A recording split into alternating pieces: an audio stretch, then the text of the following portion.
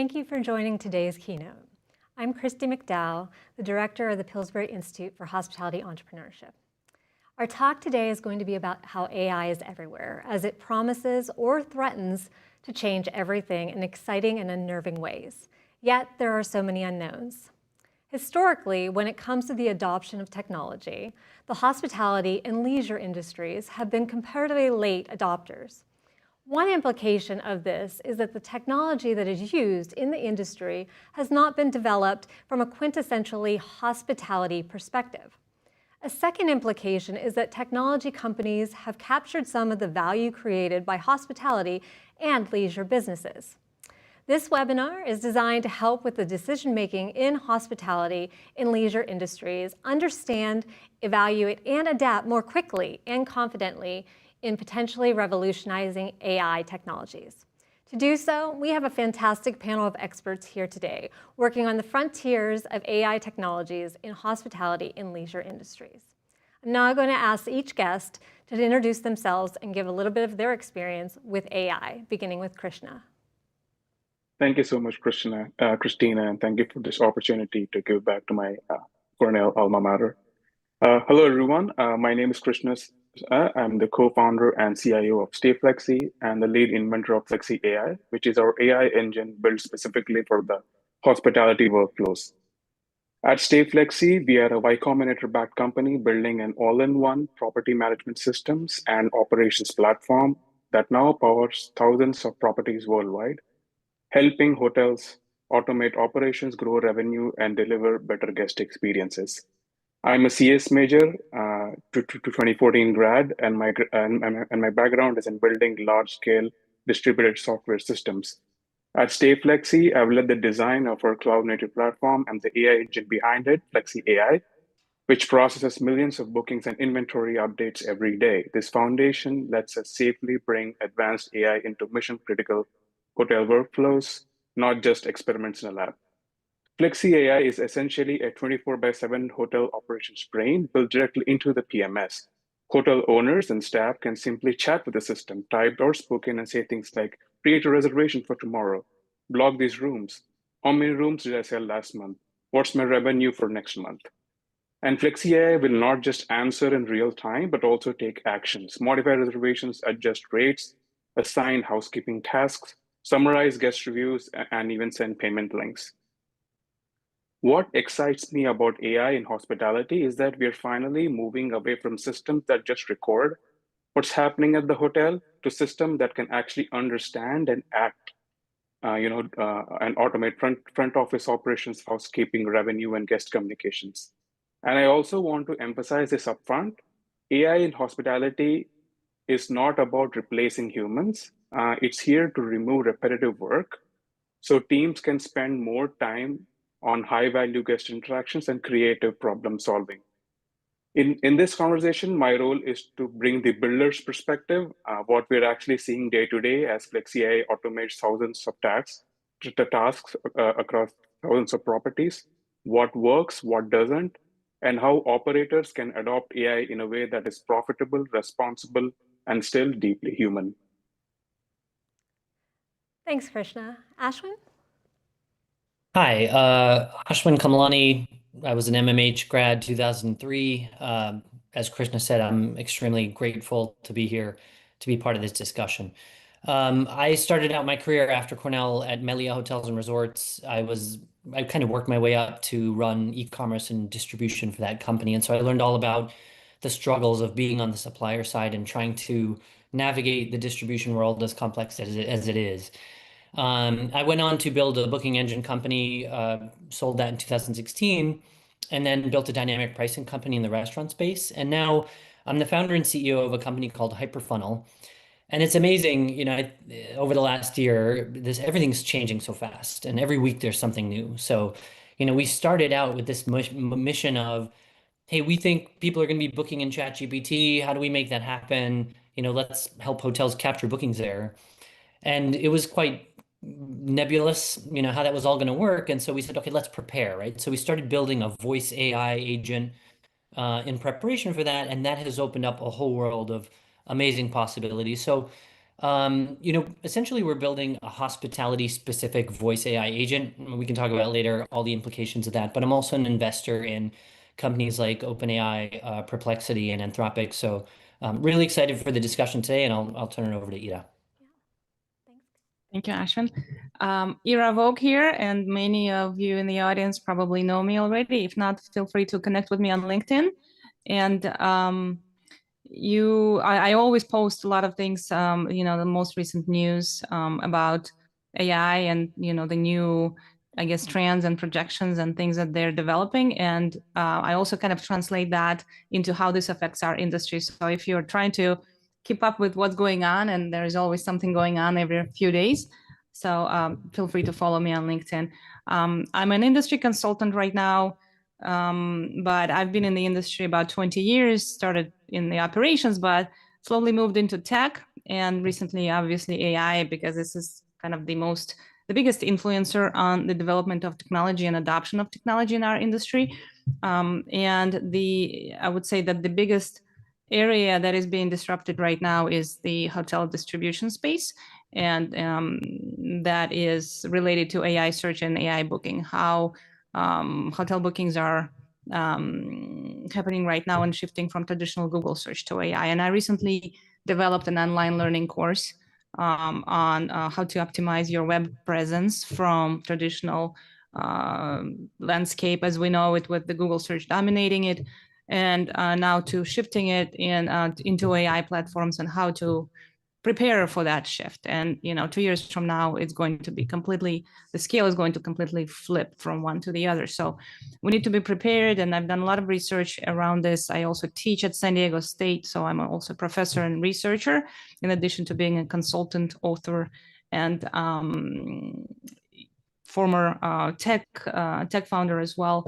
And I'm very passionate on the subject, very honored to be here. Thanks for the invite, and looking forward to the amazing productive discussion today. Thanks. Thank you all.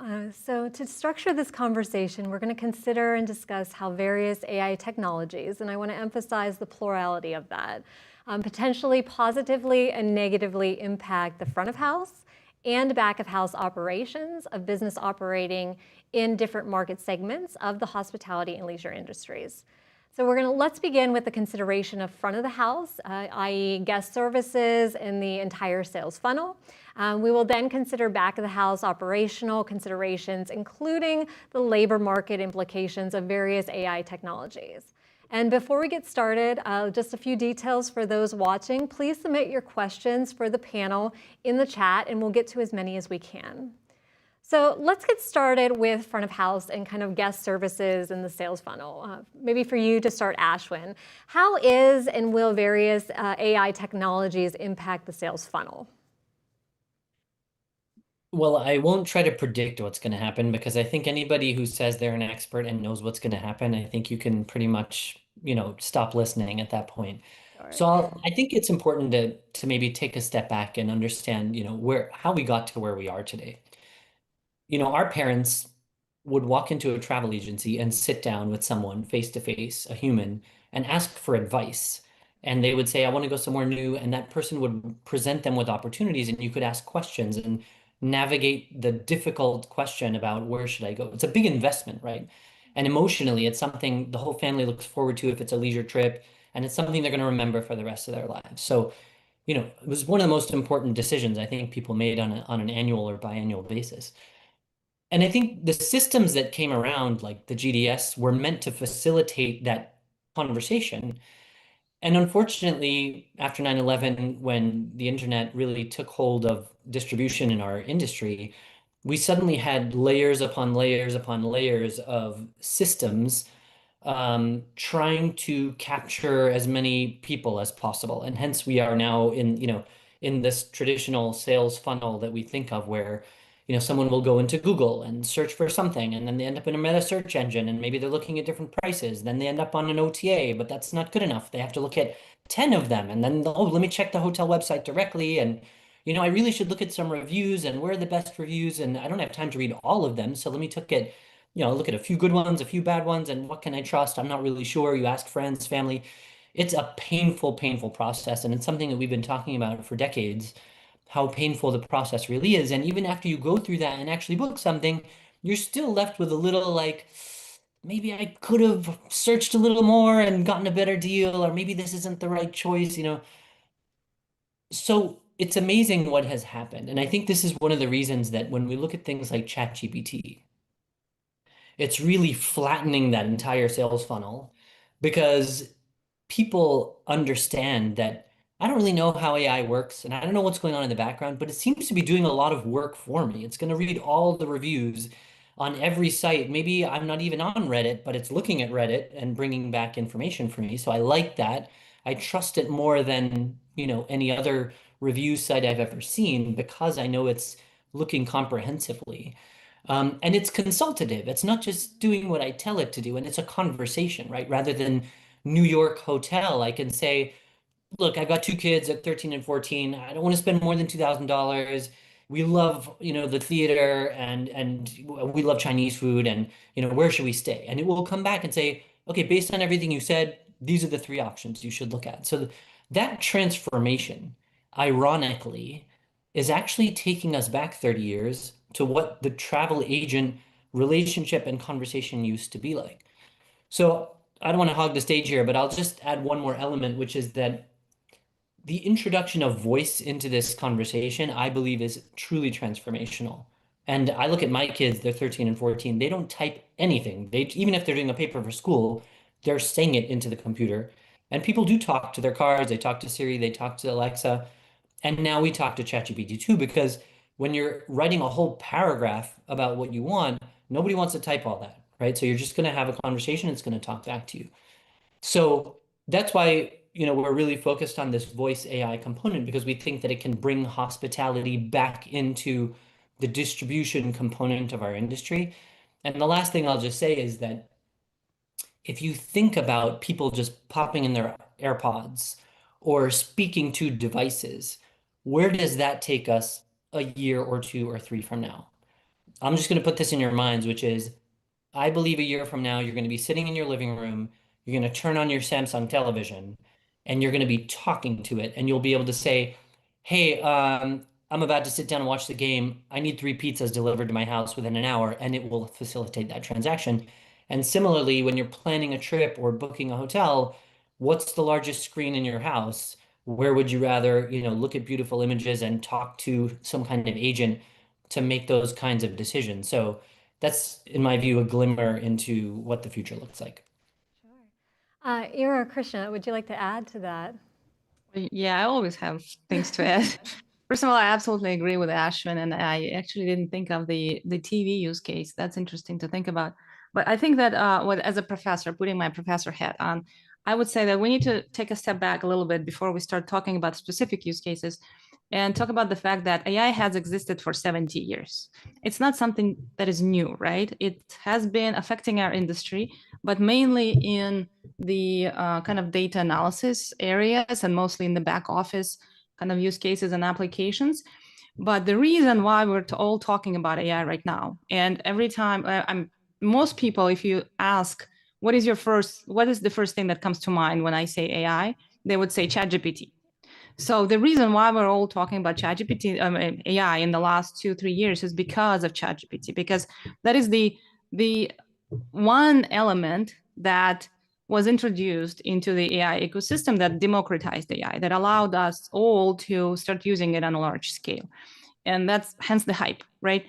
And while historically the major applications of AI in the industry were in the back office, and that's, you know, the revenue management systems, and which I'm a founder of one from 14 years ago, we had machine learning AI, full-blown, very intelligent AI algorithm in it 14 years ago.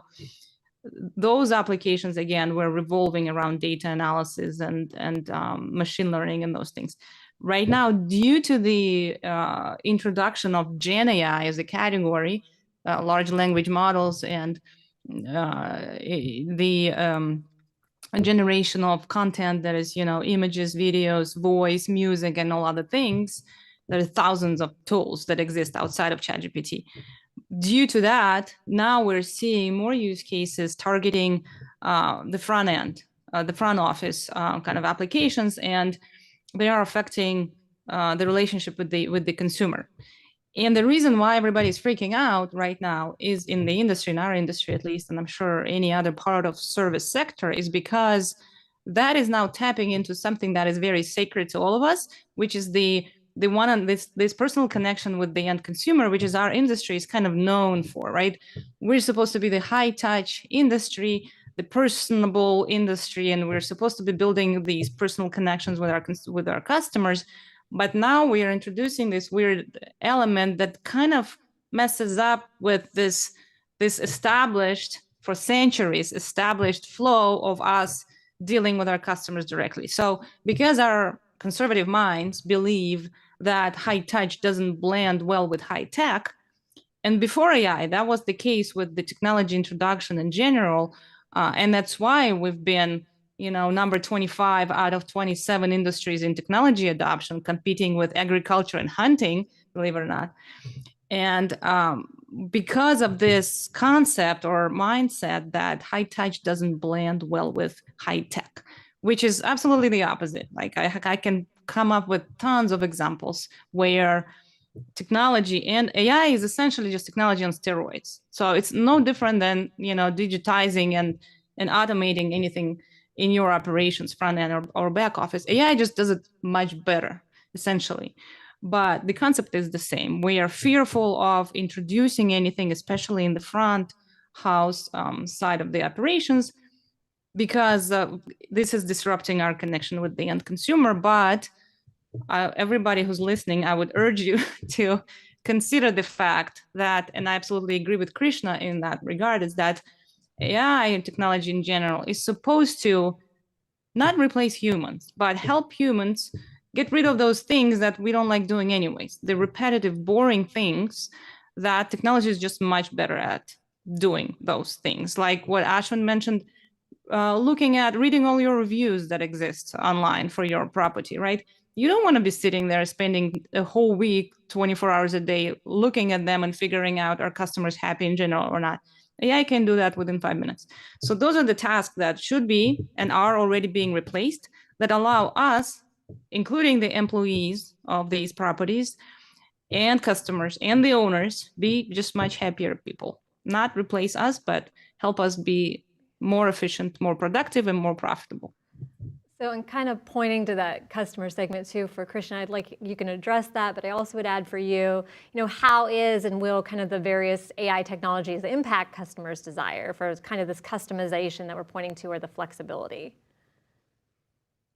Yes. So customers, it depends on so different customer segments.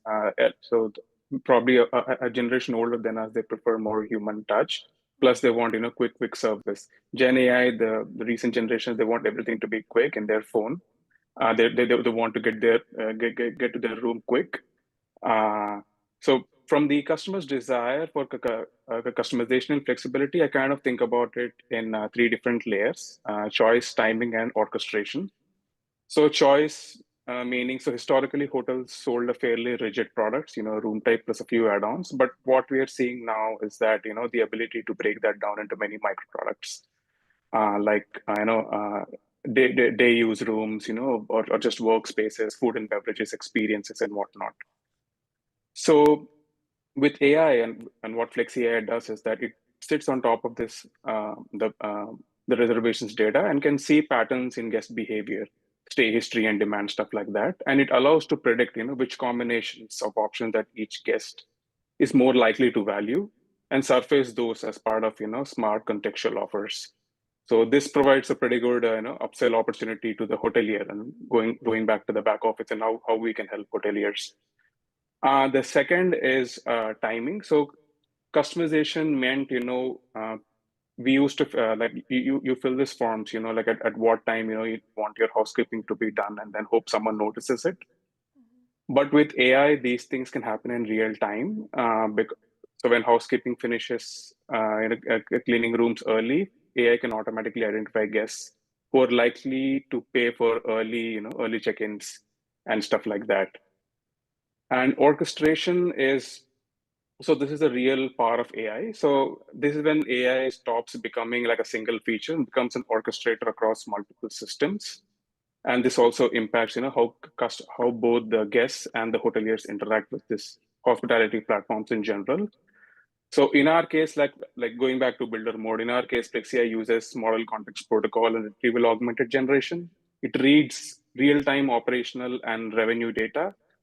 So when someone calls and then they ask the front desk and they think, okay, can we offer early check-in to this guest at like $40, $50? What happens to ADR? If we open up to same-day stays, all these experiments, right? The AI, the system can reason over these demand patterns, occupancy and pricing rules, and respond with more concrete recommendations. So with this, flexibility isn't just a guest benefit, it becomes kind of a revenue strategy and an operations strategy. The AI continuously matching the guest willingness to pay with the property's live capacity, to actually meet these demands. Yeah. Sorry, Christina. I was just thinking about. Okay, off script. Love it. I warned you we would go off script. Good. So, I was just thinking about something you just said. And you touched on a really important point, which is the industry adoption. So I think we can sit here all day and talk about AI and the possibilities and all the cool things it can do, right? But the fact is, until the industry realizes, hey, this is a good thing and we can really use this to boost profitability, build direct connections with our customers, all those things, it's not going to happen, right? And I was just thinking, I remember when the internet first started and I would go out and talk to hotels and they would say, no, this internet, I don't want a website. I don't want a website. It's I want a sad. booking It's engine gonna die. because our customers prefer to talk to us. They want to pick up the phone. We're a luxury hotel. We want to talk to our customers, right? And so I think it's important to recognize that we are really in the first inning of this thing, right? I mean, this is like when hotels started to realize they need a website, and what did they do? They scanned their brochures and put it online. And they're like, okay, now I have a website. So I feel like that's kind of where we are, but I'm curious to hear what you're seeing out there in terms of the different attitudes within the industry around, yes, this is a good thing, and I want to be ahead of this and make sure I tackle and use this to my benefit before the OTAs are, monopolizing it or before we lose control. I'm just curious what you're Amazing question. And Christina, you can go grab a cup of coffee. Yeah, exactly. That's right. That was a nice segue into the historical aspects for Ira to address, so we're good. So I would say that we want to be on top of it and ahead of it. We never hear that in our industry, never. And right now either we don't, and I'm not, and I'm in the conversations with different hotel companies of different sizes, literally every week, multiple times a week. I've been to multiple conferences in the last few months, and I've been on calls and meetings and discussions and panel discussions. And there's so few hotel companies that are on top of it right now. And those are mainly, I would say, in the mid-market segment, which are smaller, non-franchise, smaller companies that have historically in the last, I would say, 10 or 20 years, have been kind of on the forefront of innovation because it's just easier for them. There's less political BS, pardon my French, in there. The other sectors, the franchise, larger companies, they just have too much stuff to deal with. The three-legged stool situation, the conflict of interest, different stakeholders, and the opposite side of the spectrum, which is the independent operators. They just have historically been, first of all, they have less budget, they have less knowledge. It's too dispersed, it's too fragmented. So they are not really adopting things very fast. So this mid-market is the sweet spot where I'm seeing innovation actually happening, and some companies actually implementing things that are impressive and that are in line with what I also teach and promote and try to encourage all hotel companies to do. But I recently conducted a study research just simply analyzing robot txt file, which is a public file that you can see for every domain. All largest hotel companies, US-based ones, compared to that file, and which defines how open they are to these companies, these domains, to AI crawlers, AI bots, and what their strategy is towards AI search optimization. So compared hotel companies to Expedia and Booking.com, night and day. Expedia Booking.com, very strategic, very open, targeting specifically AI chatbots, welcoming them, telling them what to crawl, and optimizing very well. Hotel companies, for the most part, just blocked. Like they're just blocking those crawlers intentionally or not, separate discussion. They're probably fearful of different I don't know, data compliance or whatever their reasons are. But the result is that the all franchisees can't do anything about it because they have the same domain. They don't have legacy websites. So all of them are now blocked because they're blocked to these AI platforms. The guests are just being redirected to expediabooking.com OTAs, even if the guest specifically asks for that hotel, which is, I'm not going to name the brands, but any large brand, pretty much you take, the guests are currently flowing to OTAs because the OTAs are doing a better job. So the answer is no, not our industry is not on top of it at all. But I'm working really hard to convince large brands to start acting fast because we're at the crossroads right now. And we're going to, if we're asleep at the switch one more time, we're going to lose another battle to intermediaries. And then it's going to be even worse than the previous time, which was 20, 30 years ago. And it's sad to watch, but I think not all is lost yet. Let's dive into that a little bit with the tech stack, but we have a question from one of the audience members, Emily. It says, how is AI used in customer experience design? That's probably to Krishna or Ashwin, sorry. Yeah, so I'll just tee this off, which is, in fact, this plays in perfectly with what you just said, because I think we all need to just start thinking a little bit differently. I was having a conversation with a hotel group last week at dinner, and they were saying, we know we have our loyalty database, and we know there's this large percentage of just dormant members, right? And we wish there was some way we could think of reactivating that whole group of people, but the data's messy and we don't really, we can't, it's hard to know how to communicate with them. And I was like, have you heard of this AI thing that's happening? Because you can now use AI to go out and clean up that data and segment it for you and try to understand who all these customers are and even come up with a strategy of 5 different ways to test how to reach out to those people in a personalized way and see what works better. That, in the past years, you would need an agency and you would need a CRM system and you would need all kinds of, and would take a year and it would be ridiculously expensive. That all has changed, right? So to Emily's question, I think AI is opening up so many possibilities if we can just train ourselves to open our minds about what the possibilities really are, to use data sets that were in the past too messy to handle or too difficult to execute on or personalize in a way. And I think personalization is something we're going to be talking about a lot in the coming years, because as an industry, we've been saying forever, oh, one-to-one, we need to know our guests. This is hospitality, it should be personalized. And it's always been a lot of talk, but now it's actually going to be possible. And I'll hand it over to Krishna, but at some point we need to start talking about personal GPTs and how knowledgeable those are going to be about us and what we like and what we want and things like that. But Krishna, over to you. Yeah, so it's all about the product market fit, right? We need to build what customers need is what people at YC say. So the era was spot on the customer segmentation part on the hotelier side, like the low end, mid market, and the top end. And our focus is also on the mid market independent hoteliers. So there's an interesting generational switch. People who are now coming in to operate the hotels, they are younger and they want to try new things. And as long as we can prove them value, we can show them they're actually reducing their operational costs by using AI, phase by phase. We're not asking them to replace these big legacy systems all in one shot. That won't work. So that's why, so we started building something called a Stayflexi IQ. It's like a data intelligence platform. It kind of automates revenue management. So when you try to sell, so for property management systems, they are like merchant of records. So for them to switch a PMS, it's like a huge thing. So for them to, slowly wedge them into this AI thing, we started showing this IQ product. We showed them how this operational data can help them drive real decisions without having to contract with these revenue management companies. I think I'm poaching into Ira's space now, so like reducing that cost essentially.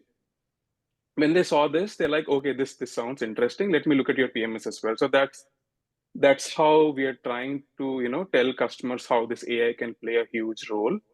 And definitely like the click heavy systems like like operas of the world, which just do what's inputted into them, those should be automated soon. Yeah. I would like to also add a few cents on the topic of personalization. I think it's a very interesting discussion, and there's without trying to open a Pandora box, but the A2A discussion, agent to agent discussion, kind of touches on the subject of personalization, and I think it's going to have a great influence on how we sell our products and services in our industry, and not just in our industry, all industries, right? The concept of every human in the future eventually having their own agent, digital clone that knows a lot about that person, because we share more than we want to admit with our AI already, right?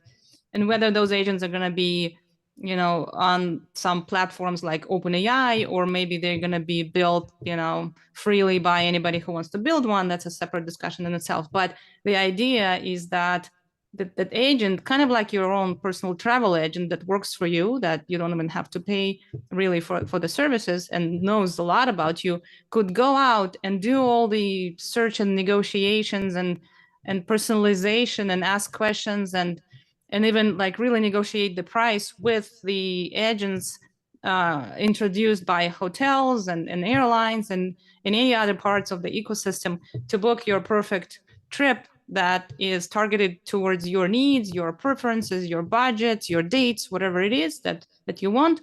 That is the North Star of personalization that we're discussing right now in the industry. Whether that's actually going to happen that way and how soon, that's again a separate discussion. But I think that's important also to consider that the evolution of A2A, the concept of A2A, will have a significant impact on how we do personalization in our industry and other industries as well. I'm going to pick up on that, and I want to make sure we answer Emily's question, because I could see a world where my personal agent knows, for example, that I'm executive platinum on American Airlines or Premier 1K. I bet it already does. Right? ChatGPT already knows that for you. Right. And so I could see a world where I'm about to check into a hotel in New York City and I've never stayed there in my life. But this hotel now somehow knows that and says, you know what, Mr. Kamlani, we're going to give you a suite, even though they have no idea who I am, right? Because now the agents have spoken to each other, and they now say, hey, if this guy's, executive platinum or Premier 1K, he probably travels on business a lot. He's probably coming to New York a lot. I'm going to try extra hard to capture this customer, wow them to turn that person into a frequent loyal customer. So this is something that was never possible before, and who knows if it's going to be possible in the near future. But I do think that the idea of agents talking to, machines and being able to reveal certain personalized information that I was willing to share because I can see the benefit of doing that, it just opens up a whole world of possibilities of how we can now personalize to the profile of each customer. Let's talk a little bit about this kind of disruption you all have alluded to, and maybe pivot, like what types of companies and technologies are likely to be most impacted or least impacted by AI. Everyone will be impacted. Everyone is going to be impacted by AI. If somebody is sitting there in the audience thinking that it's gonna, like, I'm somehow gonna avoid it and put my head in the sand, get your head out of the sand right now and start preparing. Everybody is already affected. I think it's an illusion thing to think that some are not. Some might willingly try to avoid it, and then they're just gonna become obsolete, essentially. So my recommendation is just embrace it. You can't do anything about it. It's affecting everything right now. And what you need to do is try to stay on top of it, or at least follow the evolution of this segment. If you are in the independent space, if you're a hotelier and you're an independent hotelier, you shouldn't be like building your MCP server right now. There's not much that you can do in terms of building technology, because those guys normally don't. They rely on third-party provider. So go to your booking engine provider, go to your PMS provider and talk to them, or talk to Ashwin and Krishna and ask them about their services. But if you are in the mid-market, if you're a large hotel company, you should absolutely be thinking about building your MCP server, building your app that is going to be introduced into ChatGPT in addition to OTA apps right now, adapting to AI search optimization, maybe taking Ira's course to understand how to do it, which is very simple, but it just needs to be done. And just keeping an eye on these developments to understand how they impact you. That's what I would recommend. So I think that companies, I'm going to maybe be a little controversial here. The companies that were just toll bridges, right, that tried to control the top of the funnel should be very worried right now. And I think that's because ChatGPT has shown us that you can shift the top of the funnel. Consumers are migrating away from companies that had control of the top of the travel funnel and discovery funnel to start a new way of the process of searching.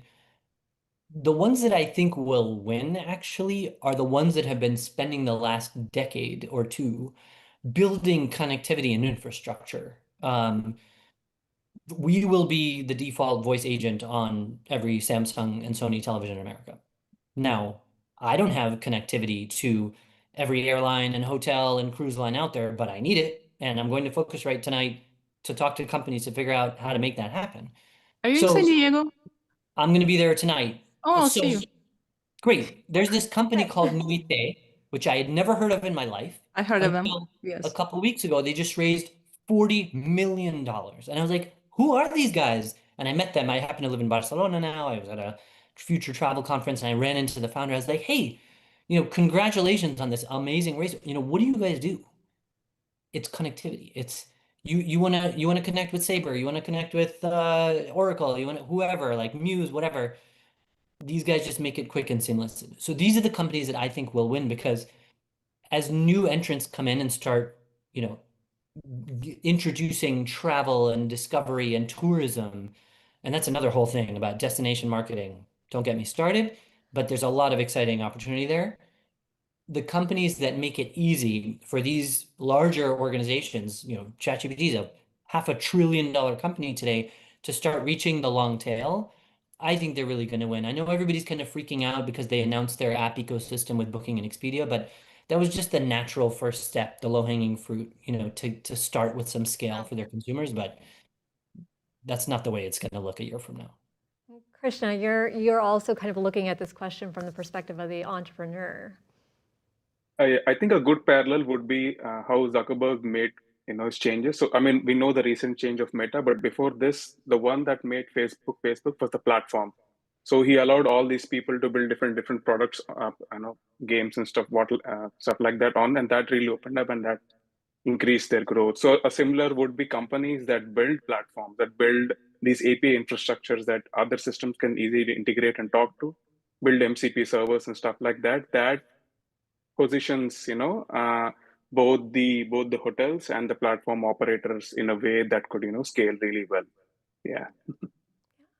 So clearly, no one can fully predict the future, but an operator or manager still has to kind of make bets and decisions in this changing environment, keeping up, if we can even say keeping up. So given that, kind of what bets or investments would you make in the near term concerning AI, and kind of what decisions concerning AI can be maybe pushed off for the future?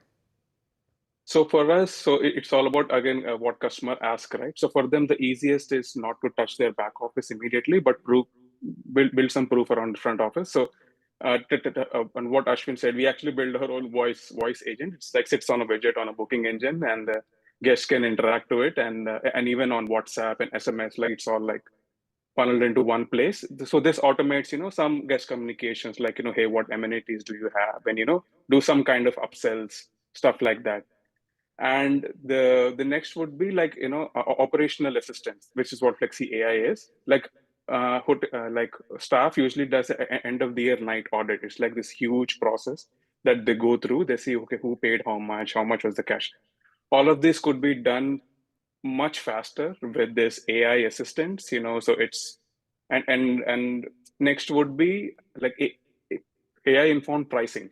So automating revenue management fully is, I think it still might take some time because it's like you have to really nail that down. So, but that would be the next long-term bet, like automating the pricing fully, like understanding customer behavior patterns, yeah. From my Ashwin? perspective, yeah, look, from my perspective, I've only invested in kind of the foundational AI companies just because I have no idea what's going to happen. But I believe that these three companies are extremely well positioned to become the infrastructure underneath a lot of what's going to happen in the future. Um, Look, I think that the companies that figure out how to use AI to help consumers make better decisions are the ones that are going to thrive. So, today it's cool. You can talk to an AI agent. It'll do what you tell it to do. That's great. I want an AI agent that tells me I'm about to make a mistake. I want an AI agent that says, hey, you want me to look at that hotel and you're traveling with your kids? That's not the right hotel. You should look at this one because I've looked at all the reviews and with the kids your age, that's the one that you want. And here's why. If you want, I'll go ahead and book that other one, but I'm just telling you, right? That's what I want. And I think that's where the future lies. One really quick, interesting, specific example. I've had a few conversations around this. Travel is a very complex industry. And if you just think about something as small as travel insurance, and it's not small by any means, it's a big business. But my experience has been, and I think you would all agree, I book a flight, I book a hotel, or I'm on a certain site, and at the checkout screen, it gives me this generic, would you like travel insurance? And if you say no, it's like, warning, you're going to lose all your money. But it's very generic. It doesn't give me any real data about why I should make that purchase. And I'm always skeptical, like, oh, if something happens, they're going to tell me it's not covered or It's a whatever. scam. Yeah, that's exactly my thought, right? So I was talking to a company that's selling travel insurance, and I was like, look, you guys, what if I'm booking a flight from Miami to San Diego on American, and you tell me in that process, hey, this particular flight at 8 p.m., they've lost 200 bags in the last 3 months. Maybe you want some baggage insurance, right? It's only $5.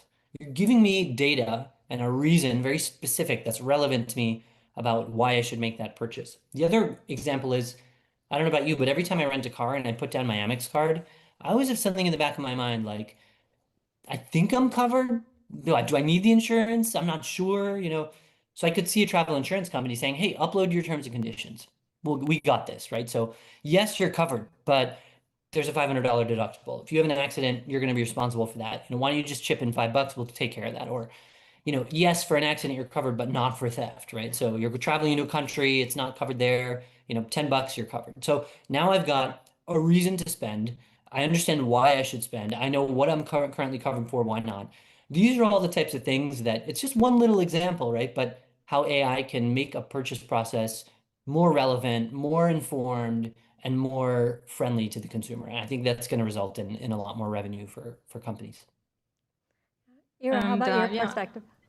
to answer the original question, what are the trends that I'm seeing, where this is going, and what are the areas of the biggest impact? And I try to stay objective as a consultant. I don't represent the vendor, of course, which I'm not saying that other panelists are subjective here, but in my opinion, what I'm seeing is that the biggest impact right now that AI has on our industry is in the way that hotels are being discovered and booked. And this is something that hasn't happened in probably 20 years since OTA, and 30 years almost since OTA became a thing. And now this is completely being redefined. Again, the distribution space is being redefined completely. And in terms of predictions for the future, the next 2 years, in 2 years, the scale will completely shift from the traditional Google search as we know it, with tons of blue links that the customers had to click on to make their own decision, fully towards AI assisted search, or maybe fully automated A2A search where the human doesn't even need to be involved, where you just say a word and it all magically happens behind the scenes, and you just need to put your credit card on file. That's about it. So I think this is where the biggest impact is, and there are many companies that are doing great things to try to help hoteliers to stay on top of it and to not again, lose another battle, because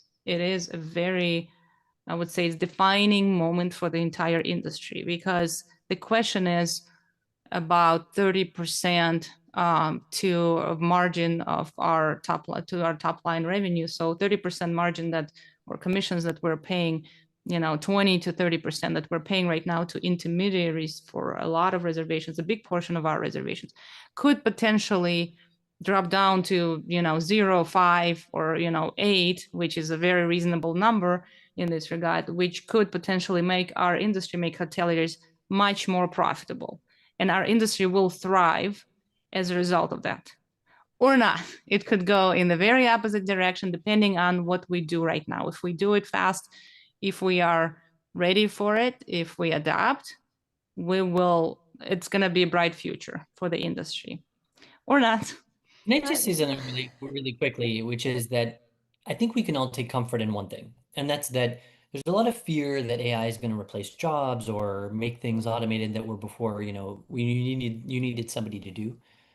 But one thing that AI cannot replace is travel. AI will not replace experiences. In fact, I think it's going to increase people's thirst and hunger for experiences. People are going to want to go out to dinner. They're going to want to go travel the world and see things. And so I think hospitality and travel is going to be just fine. But I think your point is spot on. Those that really embrace this technology, figure out how to make things more efficient and serve the customer better. Let's bring the hospitality back. Those are the ones that I think will win. Yeah. We started kind of with front of the house. Let's shift for the last kind of few minutes to talk about operation side of things.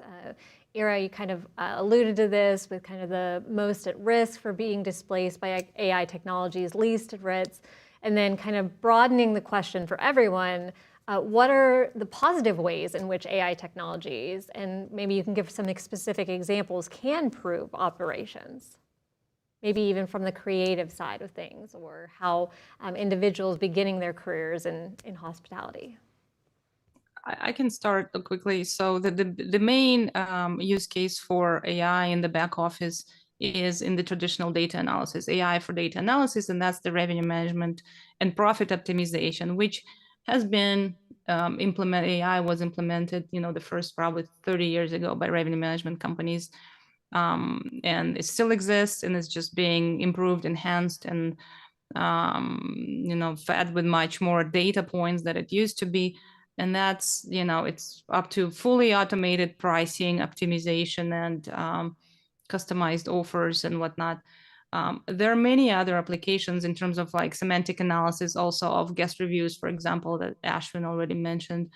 There is task optimization for also employee communication within on property, and optimizing the operations of completing tasks and customer requests that are on property. And I would say that when I was doing research on the use cases and applications of AI in our industry last year for a HFTP magazine, I was amazed how many different, very interesting, unusual, and kind of out of the box use cases I found that companies shared when I was asking different vendors how they apply AI in our industry.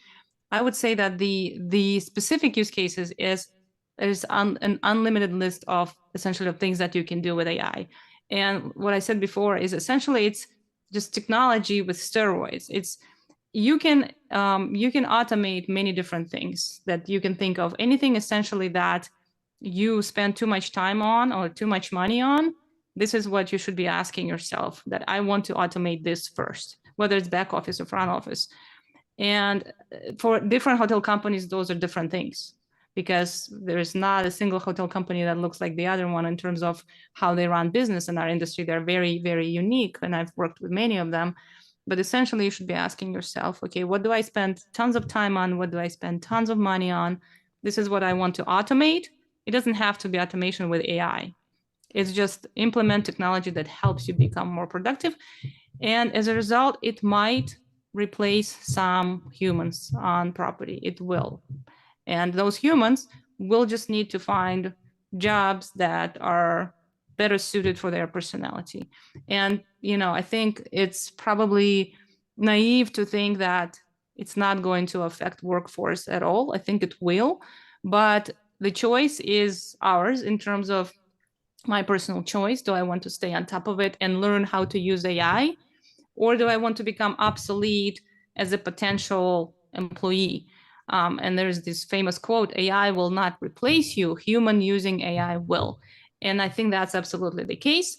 And that's why I teach my students at San Diego State how to use these tools wisely and how to learn all about them, and how to efficiently use those tools and effectively to become a better asset for a future employer. And those are the people who will win in the workforce environment in the future.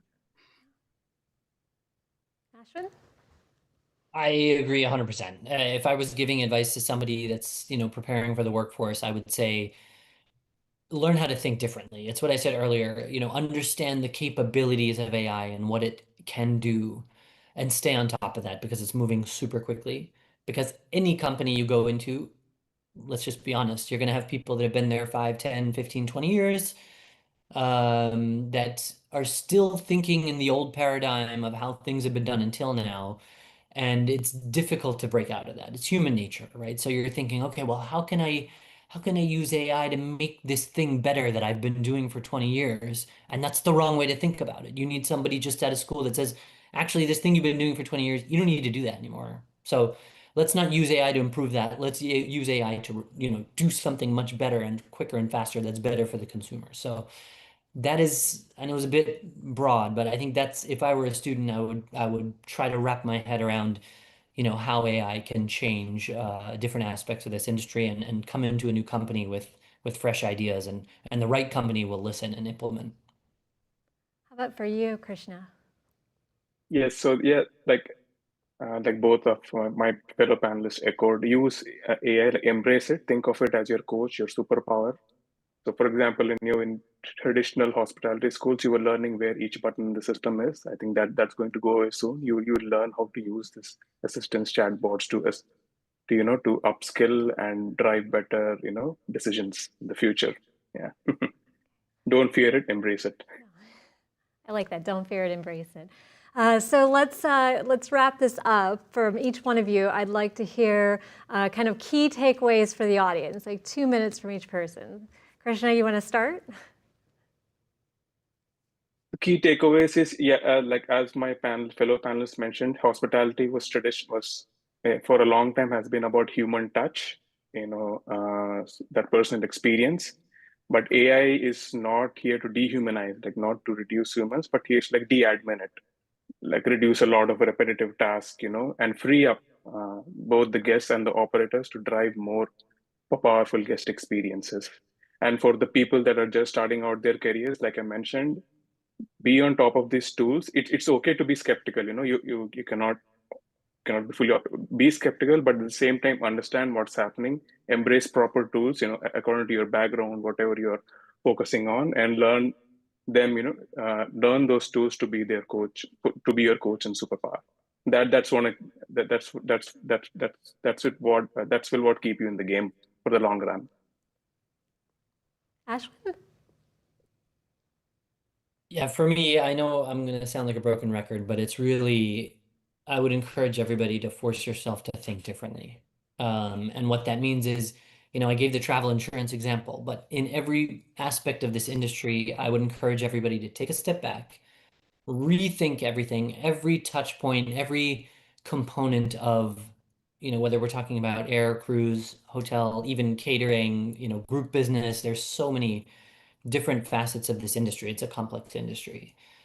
Tourism marketing for sure. And rethink, now that AI is here and we're starting to understand the capabilities of it, what are the possibilities and how can we really transform those areas? I mean, one big question on my mind and that we didn't even touch on here is, where's the consumer going to draw the line, right? So how much, at what point will they say, no, you know what, I don't want to share that. And I don't want to share that here or there. And I don't want AI to do that for me. I kind of want to do that myself, right? These are big questions that I think will shape what the industry looks like. But again, coming out of school or existing companies, I think everybody should be asking as many questions and discussing and trying to prepare for the future in any way they can. But your perspective. Yes. So my action steps or my recommendations are always very specific. And this is what I tell my clients when I work with them, different hotel companies of different sizes. Most people in our industry, they can't wrap their heads around what's going on with AI because there's just too much going on. And the first question is they ask, okay, what is the main use case where I should apply it? Like, how do I even understand where? The answer is actually pretty simple. There's always three things that every business in our industry, at least, wants to achieve. One, improve customer satisfaction. Two, improve profit margins. Three, improve operating efficiencies. Those are the three areas that every business in our industry wants to improve. So the question number one that you should ask is, which area right now is the most critical? And if the answer is improve customer satisfaction, that means that you need to invest in optimization, in automation, and not specifically AI, but automation in general in the front office, front of the house. If it's mostly about operations and profit margins, then invest in back of the house and revenue management systems and whatnot. So first you ask that question. And then second, once you decide where to invest, and I built a diagram which is very easy to read in regards to different parts of the ecosystem, of technology ecosystem that exists. You can find it on my website or LinkedIn page. And once you figure out, okay, this is where I want to invest in technology implementations and adoption and innovation, then when you start talking to vendors, always ask them, because they all brag about AI. Oh, we use AI. This is where we're built on AI, and it's AI. Ask the specific question, how do you use AI? And what is the ROI on the specific use cases that you introduced in your system when you say you use AI? Because so many cases you would be very surprised how minor it is and doesn't even affect your operations because you won't even use that part.